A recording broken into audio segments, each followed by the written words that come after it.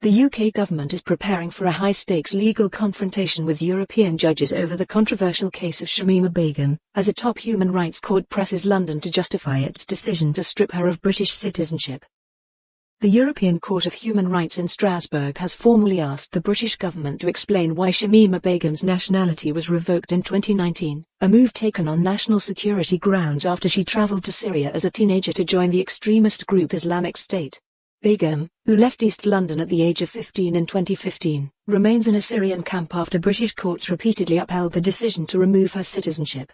Her legal team has challenged that ruling in Europe, arguing that the UK failed to consider whether she was trafficked as a vulnerable child, potentially breaching Article 4 of the European Convention on Human Rights, which prohibits slavery and forced labour. In recent weeks, judges in Strasbourg have put a series of detailed questions to the Home Office, demanding clarity on how the British government assessed Begum's status and responsibilities toward her as a possible trafficking victim before stripping her nationality. A Home Office spokesperson has made it clear that the government will robustly defend the 2019 decision, stressing that protecting national security remains paramount.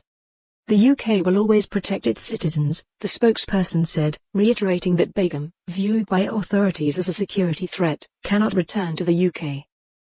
Home Secretary Shabana Mahmood has signalled she is prepared to take the fight to European judges and defend the citizenship revocation in court, a stance backed by senior Conservative figures who argue that the UK should not be dictated to by foreign tribunals on matters of national security. The challenge from Strasbourg has also reignited broader debate in Westminster.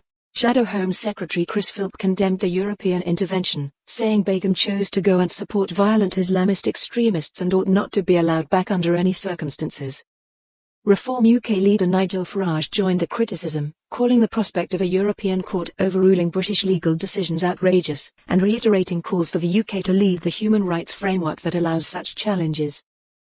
Begum's case has long been polarising. Her supporters argue that she was groomed and exploited as a child, while opponents insist that her voluntary association with Islamic State justifies permanent exclusion from Britain. As the European Court of Human Rights gives the UK government months to respond to its questions, political and legal battles over the case are expected to intensify, raising fundamental questions about national sovereignty, security and human rights obligations under international law.